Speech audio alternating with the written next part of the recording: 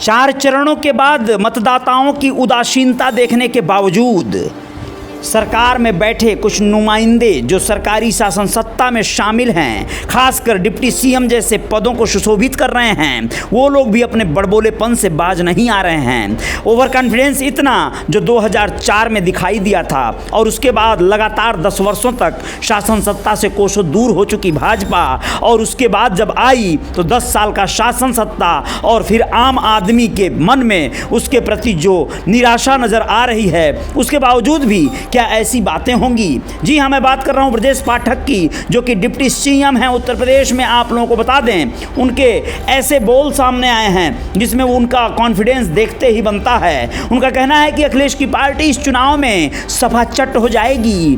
दंगे, गुंडई, अराजकता को लोग भूले नहीं हैं। सपा के लोगों के डीएनए में ही गुंडई और माफियावाद है।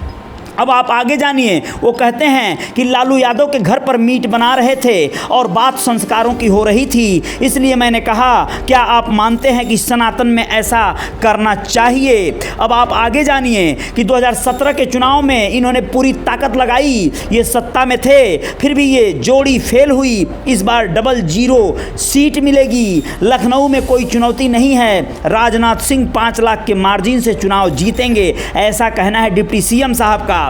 अब आगे आप जानिए कि कहते हैं वो कि ये सब राजनीतिक पर्यटन पर आते ही इनके लिए चुनाव पिकनिक हो जाता है। इन्हें इटली जाना है, ये लौट कर आने वाले नहीं हैं। इतना ओवर कॉन्फिडेंस राहुल और प्रियंका को कहते हैं कि चुनाव के बाद ये लोग इटली लौट जाएंगे। ये लोग यहाँ पर पिकनिक मनाने आए हैं, चुनाव लड़ने नहीं आए हैं। क्या आप भी ऐसा मानते हैं? जहाँ पर एक नए रूप में, स्वरूप में राहुल गांधी अखिलेश यादव के साथ गलजुइया मिलाकर पूरे प्रदेश का दौरा कर रहे हैं और हर सीटों पर कड़ी टक्कर दे रहे हैं। ऐसा लगता है कि इस बार पाशा पलट भी सकता है। ऐसे में ऐसे बयानबाजियां कहां तक वाजिब हैं? आगे उनका कहना है किसी प्रश्न पर कि अखिलेश डिरेल हैं, वो शहजादे हैं, जैसे राहुल वैसे ही अखिलेश। सत्ता उनको पड़ोसी मिली हुई है। जो आदमी नीचे से जाता है उसको पता चलता है जनता कैसे जुड़ती है, कैसे काम होता है। इन शहजादों को कोई आइडिया नहीं है।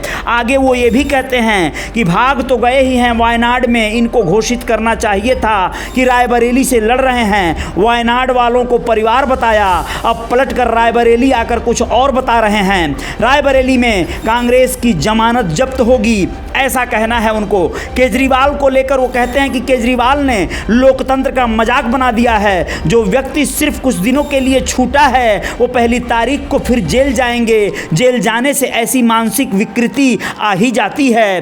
घोसी में अरविंद राजभर से जब ये माफ़ी मंगवा रहे थे उस समय की बात क्या आ रही है वो भी आप लोग जानिए।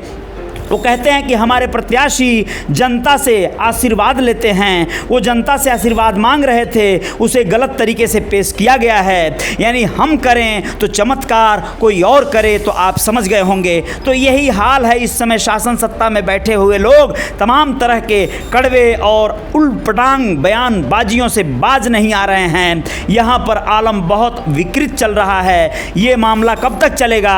जब तक चलेगा तब तक चलेगा। 4 चरणों का मतदान ये देश देख चुका है। अब 5वां चरण है 20 मई को, और फिर 25 मई को 6वां, और 7वां 1 जून को। उसके बाद परिणाम आ जाएगा। परिणाम आते ही क्या आलम होगा, किसके हाथ में आएगी सत्ता और किसके हाथ में लौलत्ता, आप लोग तय करिएगा, आप लोग बताइएगा। जय जयकार तो जारी रहेगी। जय हिंद, जय भारत, शुक्रिया।